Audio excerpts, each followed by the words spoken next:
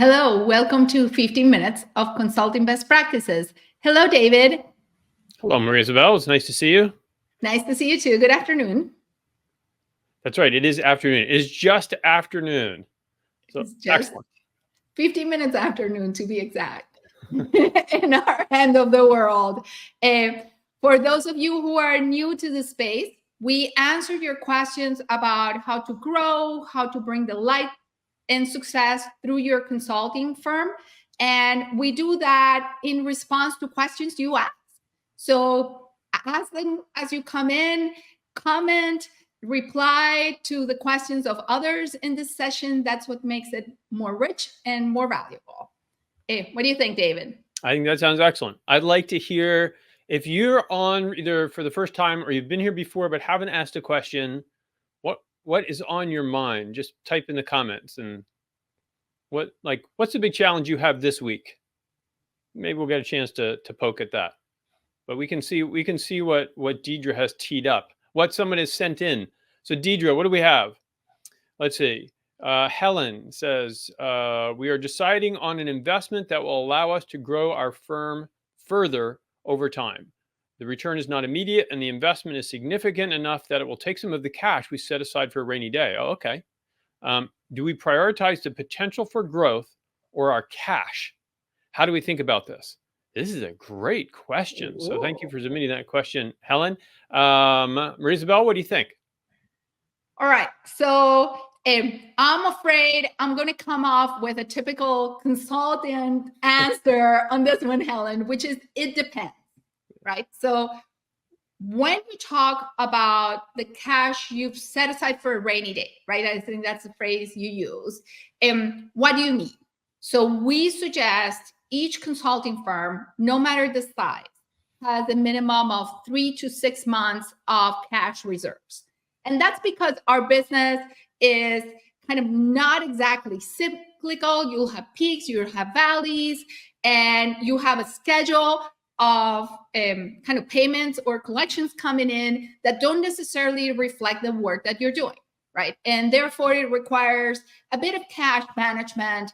Some folks know kind of more gleefully and others more painfully, right? So if you already have the 3 to 6 months of cash reserves and this won't dip into that, then it's a question of your strategy, right? And this is where the it depends factor comes in, because for me, it depends a lot of what type of practice do you want to build over the long term and how's the firm intended to serve you.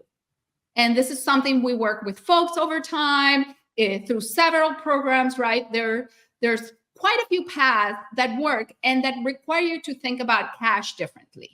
You may want to have a firm that maximizes the cash out to you, in which case this investment may not be a great idea.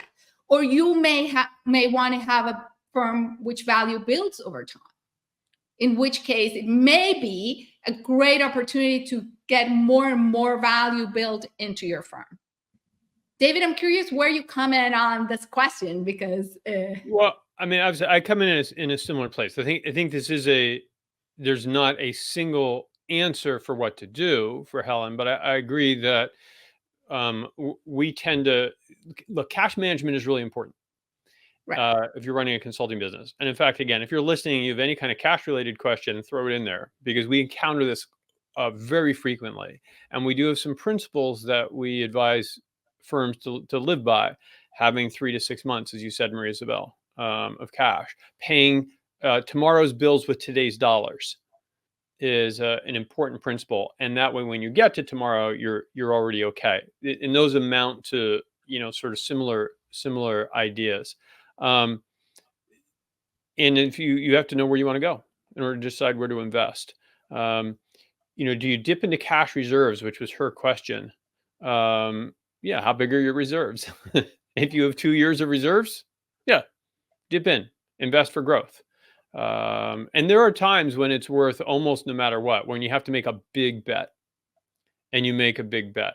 And I would suggest just getting some another set of eyes looking at that decision. if you're placing that big a bet. Those are my thoughts there. Beautiful. Thank you. All righty. All right. It's quiet in the gallery today. I Whether folks are sleeping or not here and they're watching on replay, or I don't know, it's quiet. So people can do some sort of thumbs up so we know you're there. That would be awesome. Yeah. Or if not, not. In the meantime, Deidre, can you please pull up the next question we received? Okay, so this question comes from John.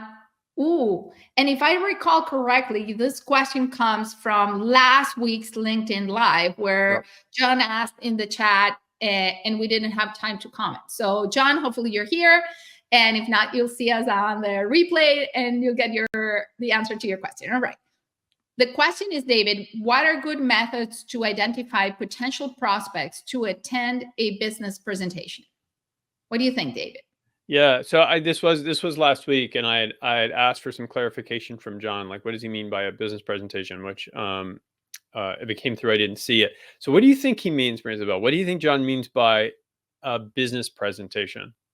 So as I was reading his question, I was thinking a scenario or whether John was putting together a webinar, some sort of like IP content presentation from his work. And he wants to identify who to invite, who's a suitable kind of participant, if you will. So presumably, let's go with that. So presumably, John, you know who you want there, meaning you know what your prospects look like, who you want in your network core.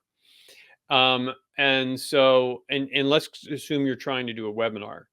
The best way to identify prospects, or I think maybe the best way to attract prospects to your presentation, to have them attend it, is to work with collaborators. So work with other people whose tribes include your prospects. And we've got John. The presentation is for prospects, giving business information first, and secondly for marketing. Okay, great.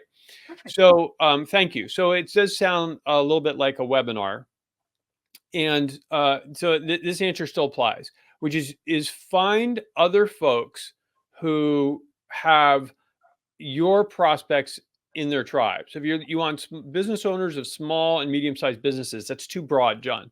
In general, you need just for your own business, you need a narrower target definition.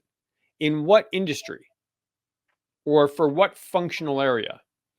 And then you can look for people who already have tribes, who already have a lot of those folks, and see whether they're willing to collaborate. And they can promote your webinar, your presentation, especially since you're not going to be salesy. They can promote your presentation to their tribe. That is by far probably the most effective, easiest way to get prospects in. There are a lot of folks who will search on LinkedIn. However, unsolicited outreach with an invitation to your presentation is generally not well received. That tends not to be great. Maria Isabel, what do you think? And John, let us know if we're getting in the neighborhood of what you're asking. Maria Isabel, what do you think?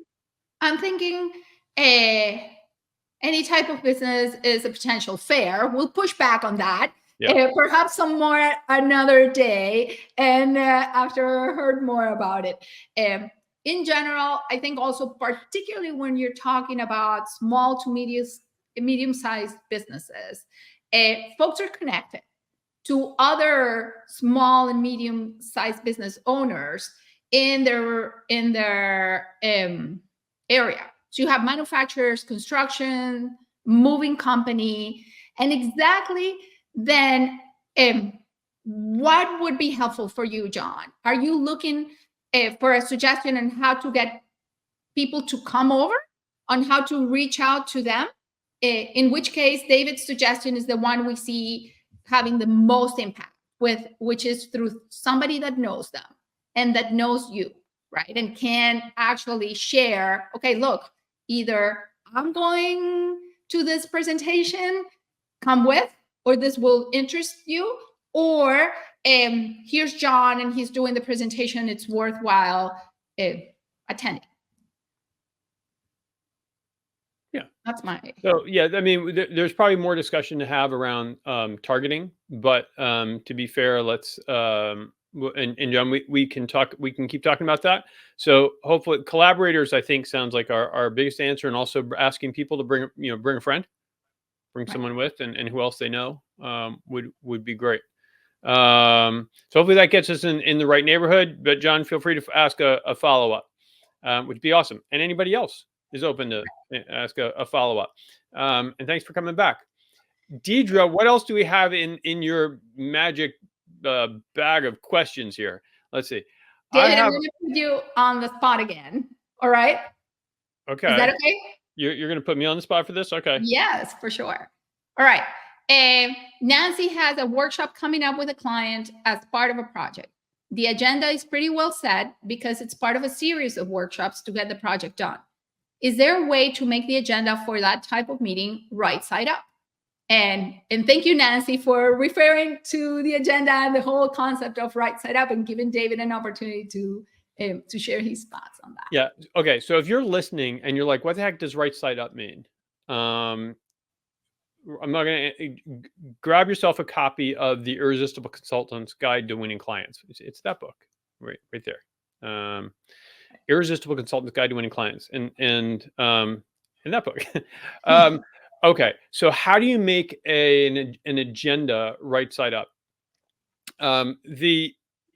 We suggest starting every meeting with what we call a right side up inquiry, and the right side up inquiry is, let's say, Marisabel, I'm meeting with you. I'm coming in, and let's say I've got a presentation all baked, or I have a workshop put together.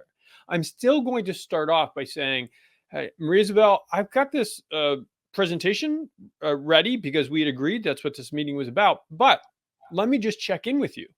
What would make this next hour we have together, or this time we have, valuable and useful and helpful for you? That's the right side up inquiry. What would make this conversation, what would make this meeting, what will make our time together valuable and helpful and useful for you? In all likelihood, you're going to say, well, I want to see your presentation of results, or I want to go through the workshop you've got. But it's possible that you have something on your mind that it has crowded out what we're supposed to do. And if I give you the opportunity to say that, you know what, David, I could really use your help with this other issue. Now I'm deepening our relationship. I'm creating an opportunity perhaps for another project or an expansion. And you are making a choice, even if it delays the current project or pushes something back. At least you are making that choice. So that's how you can make the agenda right side up, is have your agenda, but start with the right side up inquiry. Marisabel, what do you think? Yes? I completely agree with you. I think the element of sharing, look, we have an agenda, reassures your counterpart you are prepared for the meeting, right? Which is important part of being right side up. You're not just going to show up and wing it, at least 95% of the time, right? You had something in mind on how to make the time useful and valuable. So that reassurance isn't there. And the ability to put that aside or modify it somewhat, it's also very reassuring to folks. It's not uncommon to hear, okay, when you say we're going to discuss, I don't know, team composition, can we go deep or can we talk about how this other team plays a part in this process that we're doing, right? Or people want more color in one element or another. So that's the freeing element of all of this. All right. That's exactly right. And look at that. And we've almost used up our 15 minutes with you. So thank you for coming to be with us and spending 15 minutes with Marisabel and with me, either live or on replay. Before you go, if you don't have Monday live on your calendar for every Monday at noon Eastern and whatever time that is for you, maybe 5 minutes earlier, just throw it in there. That way, because we don't send out weekly reminders, that way you'll show up and you'll have your questions answered. So that'll be awesome. Something different we wanted to mention. If you happen to run a consulting firm that's under $1 million, because we have lots and lots of things for firms that are larger. If you run a firm that's under $1 million and you have not attended a solo practice accelerator, you should definitely check that out and sign up for the next one. It is an amazing program, and the registration for the upcoming one opens soon. And that's it. Thank you for being here, Isabel. It's nice to see you again. For all of you, have a fabulous week. Remember, consulting is about them. It's about your clients and prospects. That's what Right Side Up is. So give them value and give them kindness. And we'll see you next week. See you next week. Bye.